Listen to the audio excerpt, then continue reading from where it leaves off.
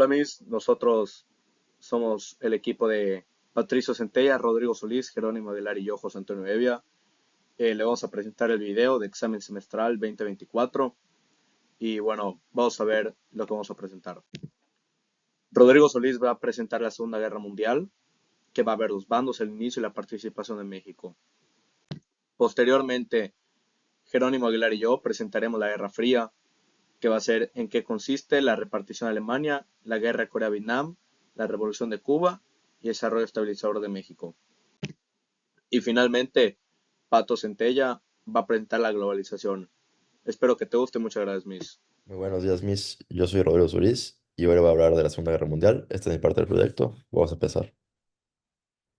La Segunda Guerra Mundial inicia en 1939. Inicia porque Hitler decide invadir Polonia. Pues, y esto da inicio a la guerra. Ahora, Hitler invade Polonia, pero Polonia tenía tratados con Francia y pues Francia pues tenía que defenderlos según esos tratados, ¿no? Entonces Francia se une a la guerra y luego Inglaterra se une a la guerra, ¿no? Y pues, ¿qué pasa? Y se une a la guerra. Luego, posteriormente, se une Estados Unidos a la guerra porque Japón invade, perdón, Japón ataca Pearl Harbor. Y esto hace que Estados Unidos se une a la guerra. Y luego, la Unión Soviética igual se une a la guerra porque Hitler invade a la Unión Soviética. Y pues esos son los aliados, ¿no? Los cuatro países más importantes que eran Inglaterra, Estados Unidos, Francia y la Unión Soviética. Ahora, igual países como Polonia, Bélgica, Holanda, China, Noruega, Yugoslavia, Brasil, entre otros más, como México, que igual participó, pues ayudaron a la guerra, pero no fueron tan importantes o no movieron tantas tropas como esos cuatro países.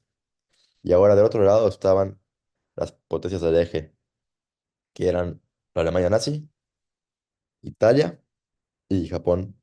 Esos tres eran los más importantes y los más fuertes, pero igual hubieron países como Rumania, Hungría, Bulgaria, Finlandia, Austria, entre otros, que participaron de este lado. Ahora, México fue un país que participó igual.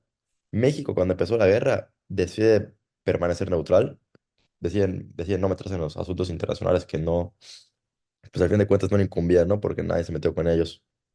Y así fue hasta 1942, que es cuando un submarino alemán hunde un barco petrolero mexicano en el Golfo de México. Este barco surtía a Estados Unidos de petróleo y por eso Alemania decidió hundirlo.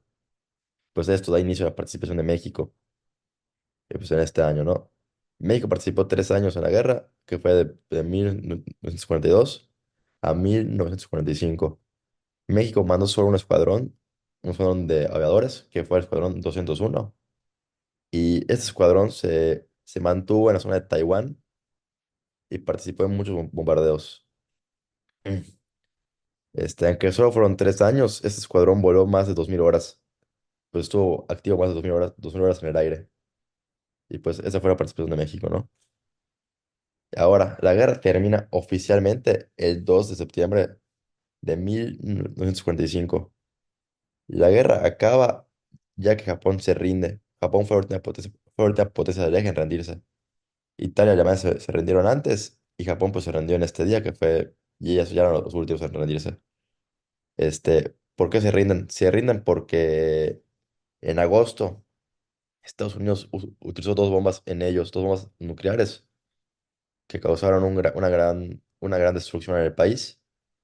Pues a Japón no le quedó más de otra que rendirse. Y pues así acabó la guerra. La Guerra Fría, que duró de 1945 a 1991, fue una realidad sin combates directos entre Estados Unidos y la Unión Soviética. Involucró conflictos indirectos, una carrera armamentística y tensión global, como la crisis de los misiles en Cuba. Terminó con el colapso de la Unión Soviética, dejando a Estados Unidos como la superpotencia principal.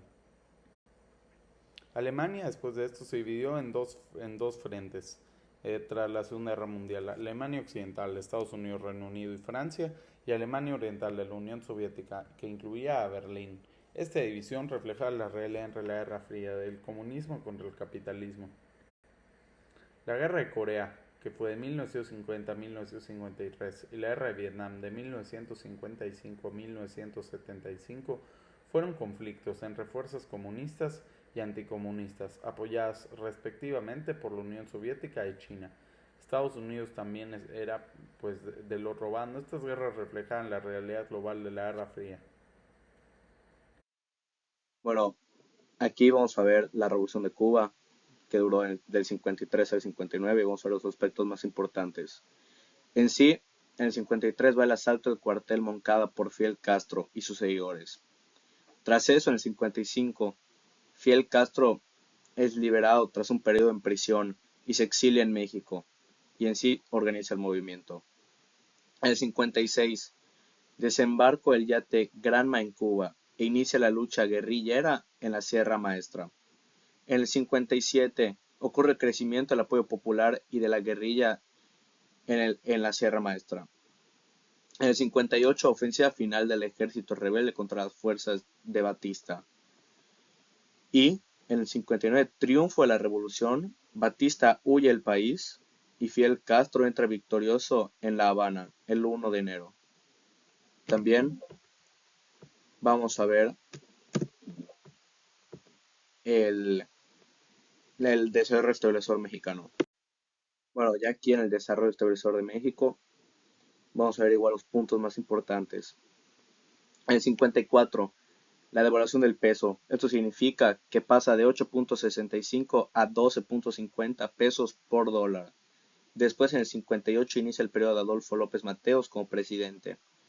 En el 60, la nacionalización de la industria eléctrica. Después, en el 64, entra Díaz Ordaz. Gustavo Díaz Ordaz asume la presidencia. En el 68, el movimiento estudiantil pasa y ocurre uno de los hechos más catastróficos de México, tristemente la masacre de Tlatelolco, que resulta en muchos protestantes o estudiantes fallecidos, desaparecidos y bueno, un desastre que pues pasó tristemente acá en México. Después, en el 70, termina el periodo de Gustavo Díaz Ordaz y comienza la presidenta de Luis Echeverría. Él en sí marca el fin del desarrollo establecedor de paso y en sí da paso a políticas económicas distintas. Globalización.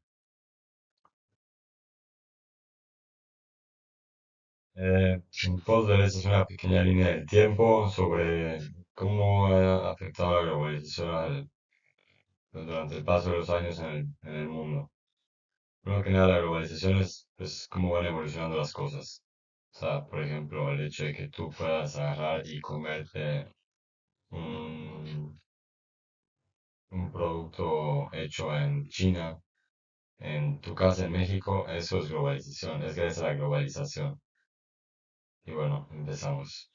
Eh, en la Edad Antigua, del siglo, ajá, la ruta de la sede conecta Asia con Europa, facilitando el intercambio de bienes y culturas.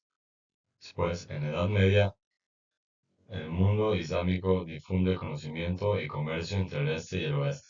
Luego, en la Edad Moderna, la era de los descubrimientos abre nuevas rutas comerciales globales.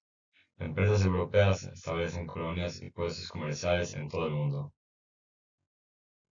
En el siglo XV, la primera, no es siglo XVIII, la primera era de la globalización con la revolución industrial y mejoras en el transporte y comunicación.